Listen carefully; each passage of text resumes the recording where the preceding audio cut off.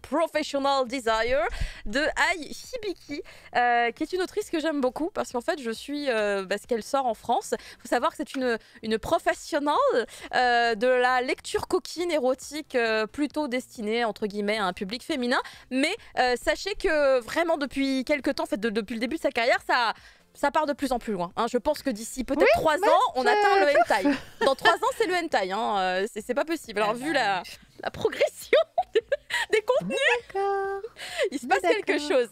Alors, il faut savoir que elle a fait beaucoup d'œuvres où en fait tout simplement ses protagonistes sont des lycéens, voilà, des petits lycéens dans des situations très coquinous, assez classiques, mais avec ce petit piment qui lui est propre, je trouve, à Ai Hibiki, qui permet du coup de créer des situations qui marchent bien, qui sont efficaces. Après bon, est-ce que les protagonistes se respectent mutuellement? C'est un autre sujet de discussion. Mais il faut savoir qu'elle a cartonné chez nous avec un manga qui s'appelle Teach Me Love, et Teach Me Love, ça avait un... Il faut en parler parce que le point de départ de Teach Me Love, eh ben, l'autrice, elle le compare avec son nouveau titre qu'elle a sorti et je comprenais pas au début pourquoi, et j'ai avancé dans le tome 1 de Professional Desire et effectivement, elle s'est dit qu'elle allait faire une espèce de parallèle entre les deux. Dans Teach Me Love, il faut savoir qu'on suit, vraiment le début est ultra classique, on suit 2 adolescents qui se retrouvent à devenir frères et sœurs parce que leurs parents se remarient, donc évidemment il n'y a aucun lien de sang, il n'y a qu'un petit papier à la mairie finalement qui a été signé par leurs parents. Et ils se retrouvent à cohabiter ensemble, et il se trouve que l'héroïne est extrêmement amoureuse de ce garçon, elle craque sur lui, mais elle est particulière dans sa conception de l'amour, puisqu'en fait elle rêve qu'il la prenne violemment, et du coup elle le pousse à l'extrême, elle l'insulte, je te déteste, tu n'es qu'un abruti, pour le pousser, vraiment le pousser à bout, qui commence à avoir le sang qui bouillonne et tout, et à un moment donné il se passe un truc et elle se dit ça y est, il va me violer, et tu fais quoi? Quoi? Qu'est-ce qu'elle dit? Et effectivement en fait c'est ça qu'elle veut, mais évidemment lui il va pas le faire, il fait je suis pas comme ça, moi je suis pas ce genre de gars. Bref, un point de départ un peu particulier où on va retrouver la connexion sur ce titre-là qui n'est pas du tout le suivant. Hein. Après Teach Me Love, il y en a eu un autre au milieu qui est très différent. Alors vraiment très différent, et qui est très dramatique même, très dramatique, et j'étais pas habituée à ce que ce soit aussi fort dans le drame. Là, d'un Professional Desire, c'est de la rigolade, vraiment tu rigoles parce que c'est improbable, où on a cette fois-ci, j'ai l'impression que c'est un manga de Koji Seo, tu vois, le manga de Koji Seo dans le monde du manga Fumble, c'était quoi déjà? Hitman. Hitman. Alors on est littéralement dans le Hitman de la coquinerie pour les meufs. C'est incroyable, puisqu'on a 2 collègues de travail qui travaillent, attention, dans une maison d'édition au service de la prépublication d'un magazine de manga. Ouh, et du coup, voilà, ils sont collègues tous les deux, et elle est très particulière aussi, hein, je vous disais, comme dans Teach Me Love, puisqu'en fait, elle a des fantasmes et une perversion vraiment unique, puisqu'en fait, elle veut absolument se faire souiller, hein, c'est le terme explicitement écrit dans le manga, souillée par un mec qu'elle déteste.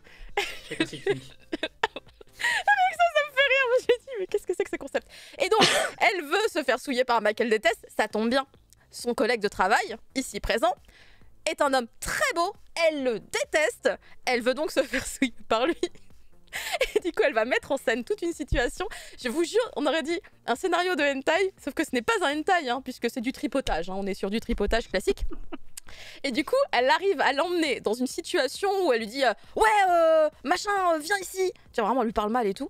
Il fait, oh là là, elle m'énerve cette collègue. Si je pouvais ne pas l'avoir comme collègue, parce que lui, il se dit juste qu'il est BG et il a envie de plaire à ses collègues d'à côté. Hein, celle-ci, elle est relou. Des relations saines, quoi. Ouais, lui, il est à la recherche de la relation saine. C'est normal, tu vois. Vraiment. Le mec est normal. Le mec est normal à la base. Hein. Et du coup, elle, par contre, c'est vrai que c'est original quand même d'avoir ce genre de penchant. Elle va donc amener son collègue à la salle des archives, où elle va lui montrer du coup tout simplement les nouvelles planches de son mangaka, hein, celui qu'elle gère. C'est là que je me suis dit, tiens, étrange magazine, effectivement, peut-être que ce n'était pas un magazine de shoujo comme j'imaginais. Mais effectivement, elle montre les pages à son collègue, c'est 2 personnages qui baisent, hein, littéralement. Et puis du coup, elle dit, oui, voilà, mon artiste aurait besoin du coup de prise de vue réelle pour pouvoir s'inspirer inspiré pour pouvoir dessiner la scène au mieux. Évidemment, il faut faire ça bien.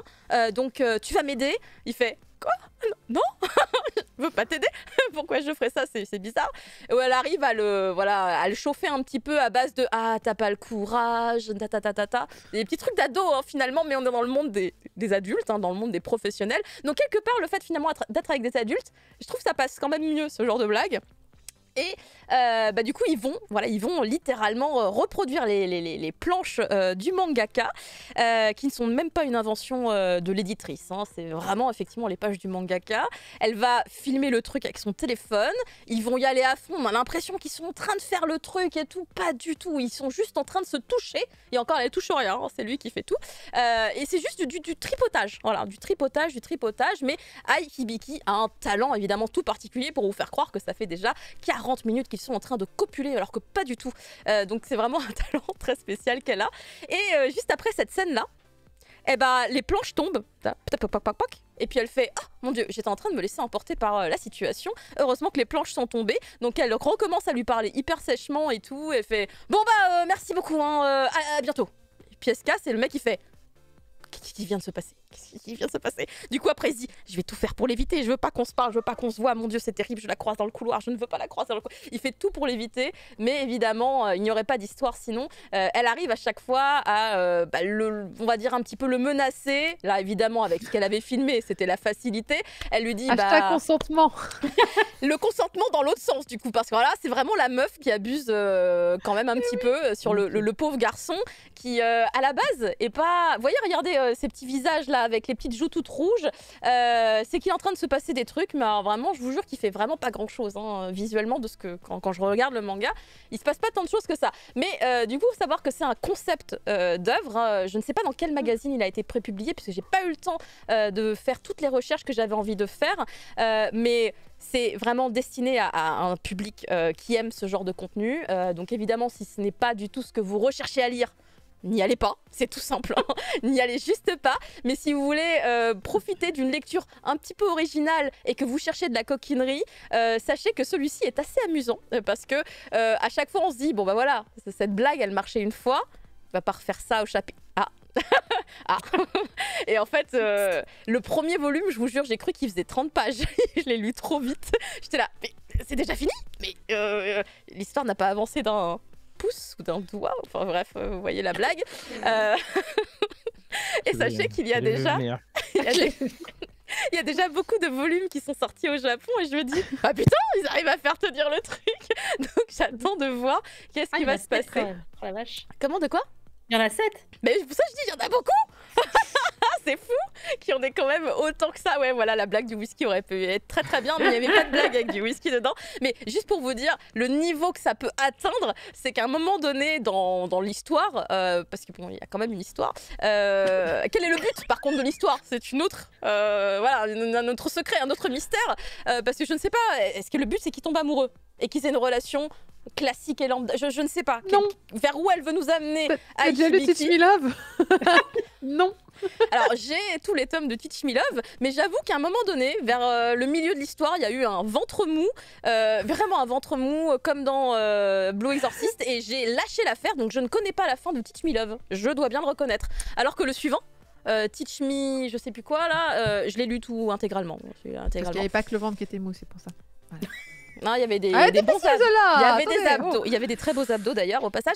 Mais voilà, sachez que je suis un petit peu curieuse de le pourquoi de cette histoire en fait. Je n'arrive pas à détecter avec ce premier volume où est-ce qu'elle veut nous emmener. Mais je vous avoue que en fait, comme je rigole bien, moi je vais continuer parce que ça me fait beaucoup rire.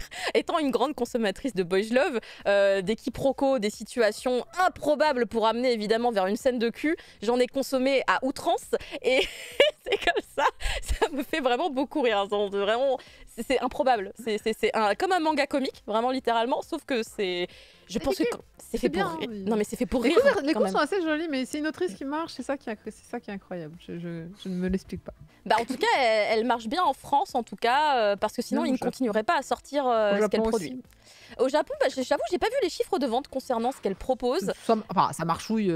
Si tu fais pas 7 tomes quand ça marche pas, ça c'est clair. Ouais. Bah, et en plus, à chaque fois qu'elle fait des trucs maintenant, parce qu'elle a eu quelques premiers titres, c'était des petits one-shots ou des titres en 3 volumes. Là, les Secret Seductive Stories ou un truc comme ça, et c'est en 3 volumes. Ça doit être encore dispo, je pense. Sinon, en numérique, sachez que ça se trouve et ça s'achète facilement. Je les ai achetés, je les ai pris. Et c'est très sympa. C'est très sympa. C'est des histoires courtes avec des petits trucs. C'est ultra mignon. Tu sens qu'elle n'était pas encore dans la perversion de. Et du coup, je trouve que ça n'arrête pas en fait. En fait, quand tu vois sa chronologie, tu vois ses œuvres et tu dis, elle va de plus en plus loin. Donc je me dis, au bout d'un moment, c'est obligé. Quoi. Non, mais c'est le piège. Elle en a fait un, les éditeurs ont fait, bah tu vas continuer maintenant.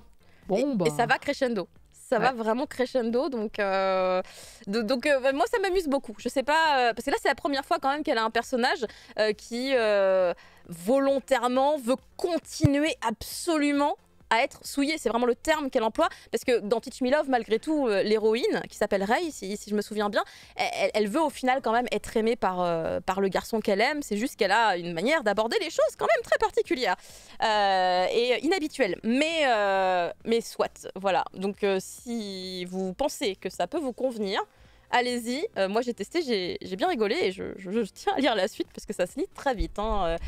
Si jamais vous foncez là-dessus et que vous n'êtes pas content, sachez que vous n'aurez perdu que 30 minutes de votre temps. Voilà, c'est pas beaucoup, ça va. Et si on se base sur le timing de Cat & Geek, évidemment, ce n'est que 5 minutes. Elle lit à la vitesse de Superman. Ça y est, c'est bon, c'est bon. Mais pourtant, il y a du dialogue. Et je l'ai lu hyper vite, c'est passé très rapidement. Je ne sais pas. Maintenant, on va passer à du blockbuster, du vrai, du gros.